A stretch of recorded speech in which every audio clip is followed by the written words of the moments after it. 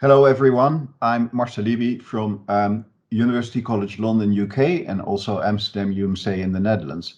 And I would like to thank the organizers of this meeting for inviting me to give a brief overview on the interaction between COVID-19 and its effect on coagulation and thrombosis.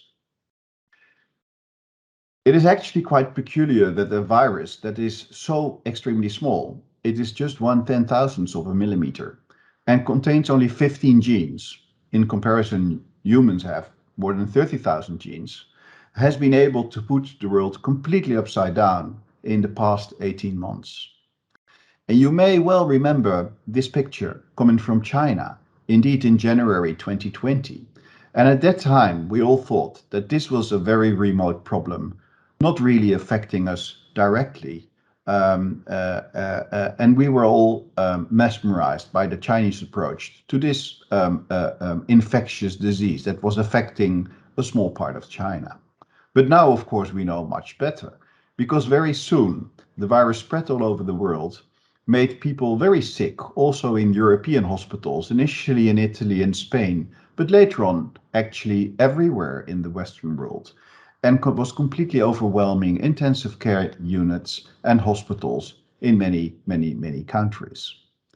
And then, of course, the only response we had at that time was that we had to lock down society, that we had to separate ourselves from other people.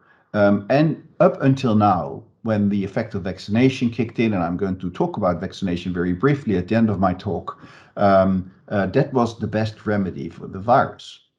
Hopefully, we are now getting in a much better state.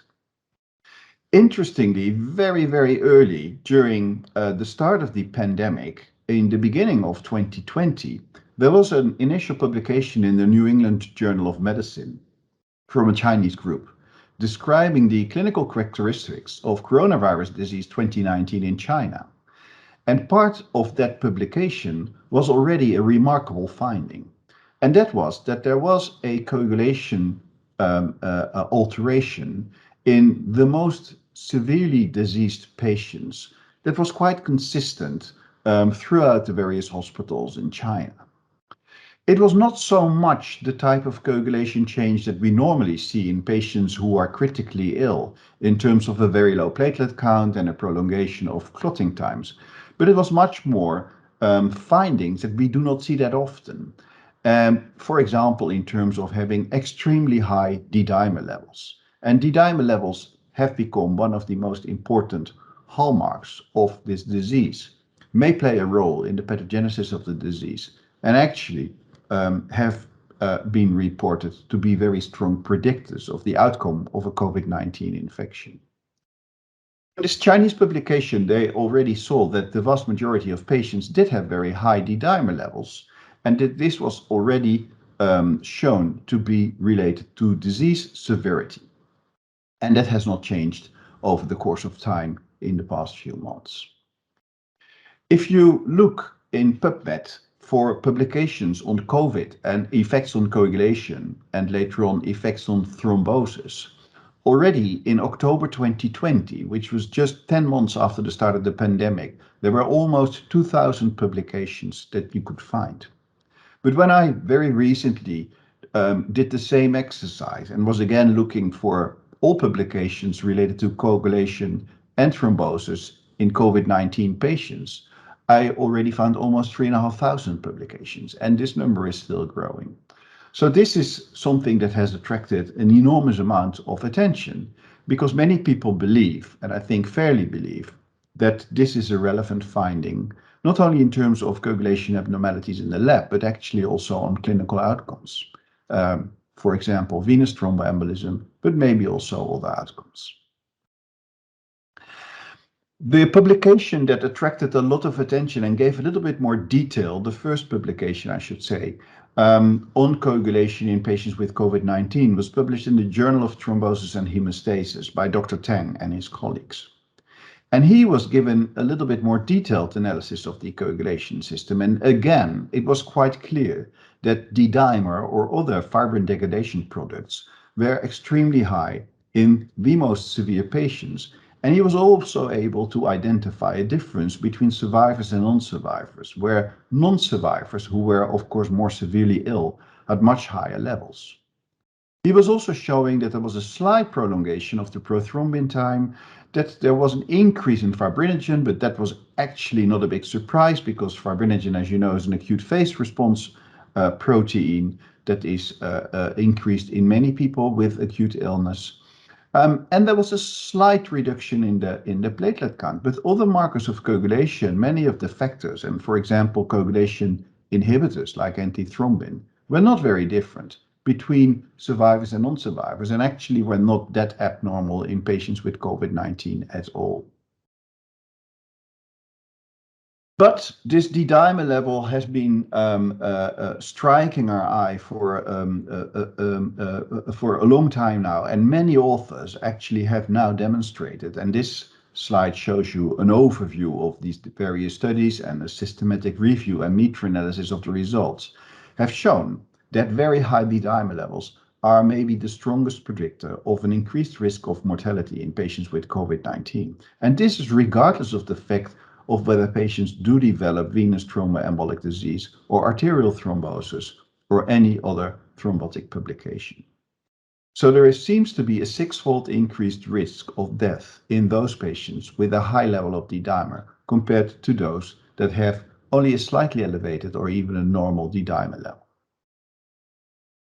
So the question that we should ask ourselves is this D-dimer, and we know that D-dimer is a fibrin degradation product, but is this D-dimer a result of systemic thrombin generation and subsequent fibrin formation and breakdown, as we know that D-dimer exists, or is there another mechanism? For example, we know that in patients with COVID-19, there is very severe lung inflammation, there is very high chance of developing adult respiratory distress syndrome, and the hallmark of ARDS, adult respiratory distress syndrome, is actually fibrin deposition in the pulmonary compartment. So it could also be a marker of enhanced fibrin turnover in the lung. And obviously, it could also be both. So what are the arguments whether this is either systemic coagulation activation or localized pulmonary increased fibrin turnover? Well, yes, as Dr. Tang demonstrated, and you've just seen this slide, there is some degree of coagulopathy, thrombocytopenia, a little bit of prolonged prothrombin time, and these things do suggest thrombin generation. But it is way off from what we usually see in patients with severe infectious diseases that have an abnormal coagulation system. So it can't be exactly the same as these coagulation abnormalities or the disseminated intravascular coagulation that we usually see. So there must be a component of fibrin turnover in the lung as well. And it's probably a combination of both.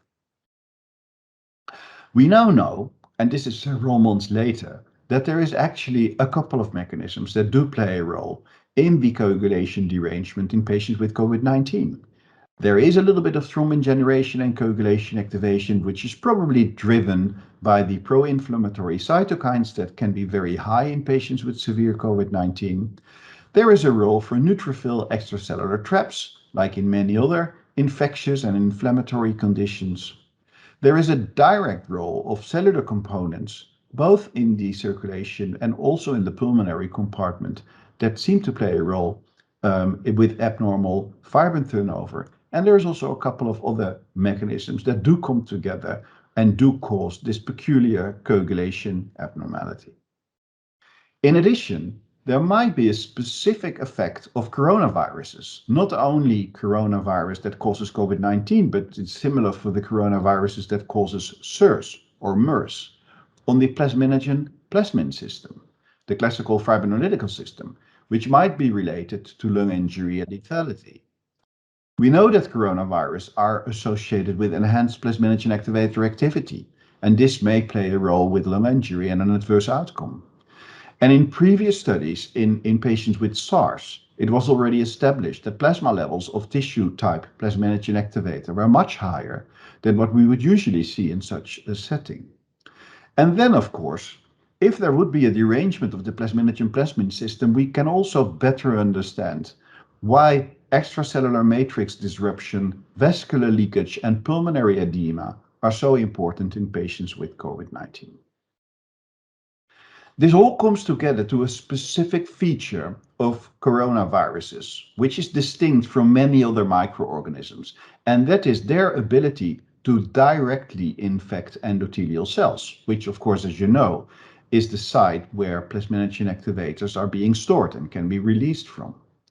And there is now increasing evidence, both ex vivo human evidence and in vitro culture evidence, that coronaviruses are very good in directly infecting, inflaming, and disrupting endothelial cells. And this may be the link to the enhanced thrombotic risk, but also the coagulation abnormalities that we see in the lab. And this has been quite nicely demonstrated by this paper in The Lancet, which actually showed that there is a direct relationship between the degree of endothelial cell infection by coronaviruses and the degree of coagulation activation and endothelial cell perturbation and injury. And whatever marker you're looking at, the result seems to be the same. There is also direct findings, of course, from patients who died of COVID-19, in which autopsy results showed that there is not only a huge propensity to thrombotic depositions in various organs, notably in the lungs, but also in a couple of other organs. And this is directly coupled to the presence of virus in endothelial cells that has been demonstrated over and over again now. On top of that, there is a last mechanism that I would like to briefly discuss, and that is that if endothelial cells get damaged and do release their constituents in the circulation, there is also an excess of high molecular weight von Willebrand factor multimers occurring in the circulation, and we know that these high molecular multimers are very sticky and may increase platelet deposition and platelet adhesion to the vessel wall. And this is also corroborated by autopsy findings and post-mortem findings, indeed indicating microvascular thrombosis and hemorrhage in the lungs, which is platelet driven. And the mechanism may be really simple. It may be massive release of ultra-large von Willebrand factor multimers from these endothelial cells, which is simply unmatched by the levels of the normal cleaving proteases for these multimers at MTS13. And there is indeed increasing evidence now that low levels of MTS13 are related to an adverse outcome and higher mortality in patients with COVID-19. So a component of a thrombotic microangiopathy can also not be excluded. So bringing it all together, and that's actually shown in the slide that I'm showing you right now, there is this pro-inflammatory cytokine-induced activation of coagulation, which is the classical route of coagulation activation related to infectious diseases, leading to thrombosis, leading to bronchoalveolar fibrin deposition. But there is this combination of that mechanism with endothelial cell injury that may be responsible for plasminogen activator effects that can partly be responsible for high D-dimer levels, and a component of thrombotic microangiopathy. So if we want to clinically classify all these different mechanisms into the COVID-19 coagulopathy, there is not a single disease that we know of that can explain everything. There is a little bit of DIC. There is a little bit of thrombotic microangiopathy. There are some features, and I didn't go into detail there, that do remind us of an antiphospholipid syndrome. And similarly, a cytokine storm syndrome may cause some of these effects as well. And probably COVID-19 is somewhere in the middle, sharing components of each of these different mechanisms, and thereby forming a distinct coagulopathy by itself.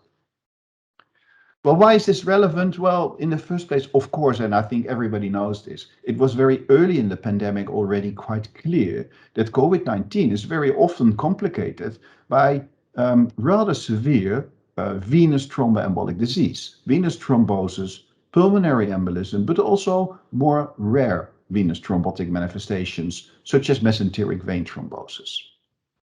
And this was first reported, of course, in case reports, but now we have a large number of systematic studies showing an incidence of venous thromboembolism in these patients, which can be as high as 30%. if you talk about VTE, which is combined deep vein thrombosis and pulmonary embolism.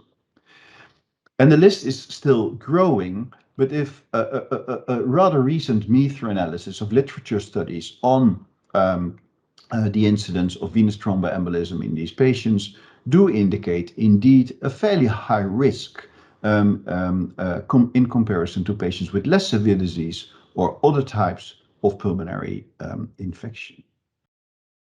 Well, if thrombosis is so important, then our reflex, of course, is that we should treat it with anticoagulant treatment and that we should give thrombosis prophylaxis with a low threshold. And again, Dr. Teng already in March 2020 demonstrated in another paper in the Journal of Thrombosis and Hemostasis that in particular in those patients with a deranged hemostatic system, there was a huge benefit of giving prophylactic heparin in terms of mortality in patients with COVID-19.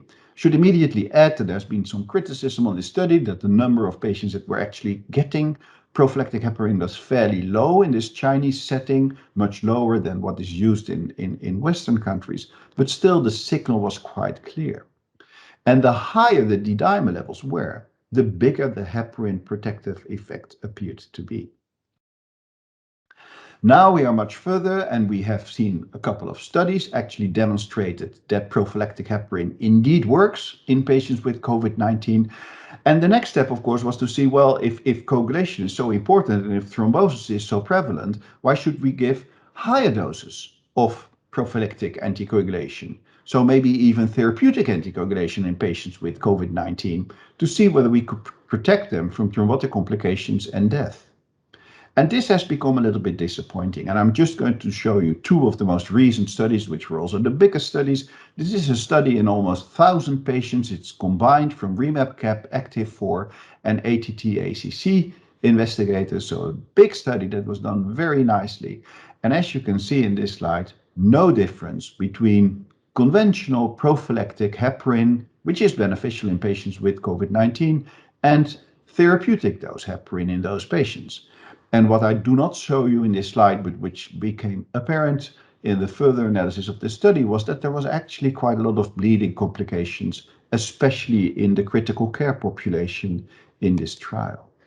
And exactly the same result of this also quite recently published study in The Lancet, the ACTION trial, where actually therapeutic anticoagulation was worse than prophylactic anticoagulations in terms of cumulative mortality. So similarly, higher bleeding risk, but also a more adverse outcome. So if you summarize this, and this is the current thinking of guidance on diagnostic and therapeutic management related to coagulation and thrombosis in COVID-19, I think most people believe that you should give, with a very low threshold, prophylactic heparin, which is usually subcutaneous low molecular weight heparin in all hospitalized patients, but there is not a lot of evidence to give a higher dose of heparin. Of course, if the patient has a diagnosis of thrombosis, then you can give therapeutic heparin. Well, this would be more or less the end of the story if it was not the case that very suddenly after the introduction of COVID-19 vaccines, we were confronted with another type of thrombosis, which was quite unexpected. And very rapidly, after the first identification of this relatively rare complication, there were already 3 papers in the New England Journal of Medicine that did not only describe it, but also had already unraveled the underlying mechanism, why in particular some types of the COVID-19 vaccination were giving thrombotic complications. And to make a long story short, I think people have now found that in a very small subgroup of patients that do receive COVID vaccination, and this is in particularly true for the adenoviral-related vaccinations, and in particular for the AstraZeneca vaccination, there may be formation of pathological antibodies to platelet factor 4. That is a mechanism that we know, because that is not very different from the mechanism of heparin-induced thrombocytopenia, which is a disease that we know, which is caused by an allergic reaction to heparin, which then, with formation of antibodies to the heparin platelet factor 4 complex, and a very, very high incidence of thrombosis. And that is more or less a similar mechanism as we see now with the vaccines. Again, autoantibodies to platelet factor 4, causing a very high thrombotic risk, conventional thrombosis, but also less conventional thrombosis like sinus venous thrombosis or mesenterial vein thrombosis.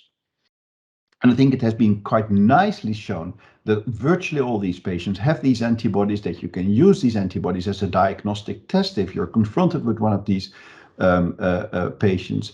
And what I should add is that it is extremely rare, fortunately, because with all the millions of people that are receiving COVID-19 vaccination, it is only 1 in a million or 1 in several 100,000, depends a little bit on the population, that you have this complication. And it reminds us indeed to this heparin-induced thrombocytopenia in a way, although in this case it is not heparin related at all. This was for the first time identified and classified by a German and Austrian group in the same issue of the New England Journal of Medicine. And I should acknowledge the work of Andreas Greinacher and his colleagues, who were really very, very quick in identifying that this might be a problem and what would be the underlying mechanism. And they were very quickly also to show that this was indeed a platelet activation issue that caused the unusual thrombosis in their patients. And in the same issue, there was a publication which is also adding interesting information. This is from a Scandinavian group, because they already alluded that some therapeutic interventions might be very beneficial. And then we're talking about the administration of IV in immunoglobulin, of prednisolone as a drug that can reduce the immune response and thereby probably affect the autoimmune antibodies to platelet factor 4, that you should actually not give platelet transfusion to your patients and try to avoid heparin, although that evidence is a little bit more weak. Excuse me. So very, very quickly after the occurrence of this disease, we now understand where it comes from and also how to treat these patients. And initial evidence seems to indicate that the outcome of patients with this complication of vaccination is now, with this type of treatment, much better than it was in the beginning when it was just occurring. And that brings me to my last slide and conclusion. I think that severe COVID-19 infection is indeed related with the coagulopathy, which is very reminiscent but still distinct from the ordinary coagulopathies that we see in the setting of infection. It has features from DIC, of thrombotic microangiopathy, of antiphospholipid syndrome, but it is actually quite an overlap syndrome and not exactly the same. Coagulopathy is important, is at least a marker of adverse outcome. D-dimer itself is a marker of adverse outcome, but is probably also important in the pathogenesis of the disease. Severe COVID-19 seems to result in a prohemostatic state, and this may have consequences for the incidence of venous thromboembolism, and this may affect the ultimate outcome of the patients. And as we are now, I think almost everyone is convinced that we should give prophylaxis for venous thromboembolism in our patients, that higher doses, intermediate dose heparin or therapeutic dose heparin is not going to help us very much. But of course, this is subject of ongoing clinical trials. I would like to thank you for your attention, and once again, I would like to thank the organizers of this meeting for inviting me to give this overview talk. Thank you very much.